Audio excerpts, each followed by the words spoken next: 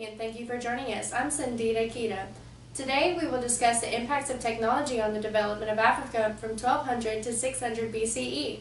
We will start off tonight's broadcast with our traffic specialist giving us the scoop on trade traffic delays. Thank you, Sandita. As you can see, all traffic is running smoothly, but there is a crash just outside of Timbuktu. A wagon has lost its wheel. Travelers headed that way are advised to take the route north through the Sahara Desert and to use camels, for they are more efficient at long-range travel. Back to you, Sandita. Hi, and welcome to today's Talk at 6. We have with us today our special guest, Ayana Asawani, and she is a member of the Lobi ethnic group from Ghana in West Africa. And she has some very important information for us today about gold mining in her area. Thank you for joining us. Thank you for having me. Of course. First off, why was gold mining important to the Lobi people? Gold was the principal product for the Trans-Saharan trade. That's fascinating. What was your role as a woman in the gold mining process? Well, Sandetta, while the men did deep shaft mining, both we women and children had the job of washing, panning, and transporting the gold. We also did shallow pit mining. Interesting. Even the children were included. That is not something we have seen often throughout the world.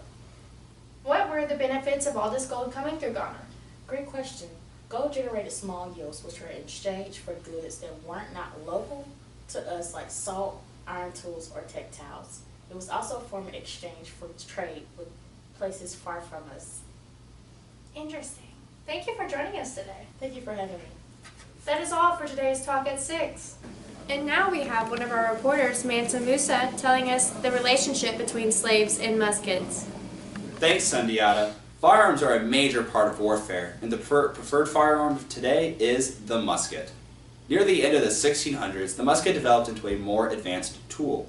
This means greater firepower as well as accuracy. However, this is the European musket, not one of African make. Because of the massive surplus of muskets in Europe, there was plenty to trade in the African market. This created a demand for the weapons, which European traders would only sell to those willing to sell slaves. In response, the slave trade boomed.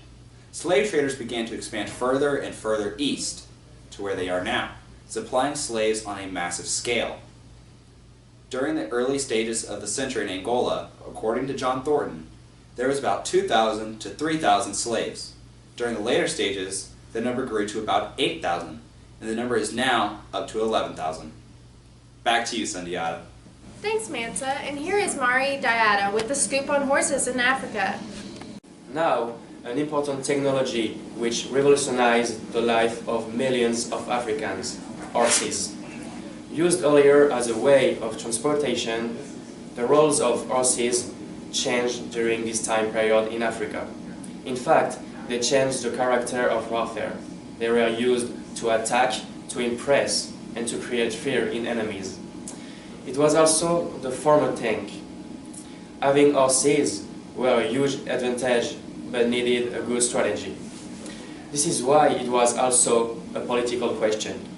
This new weapon allowed West Africans to affirm their power and their superiority. Africans were able to win more victories, pilfer from their enemies, and expand their territory. Thanks.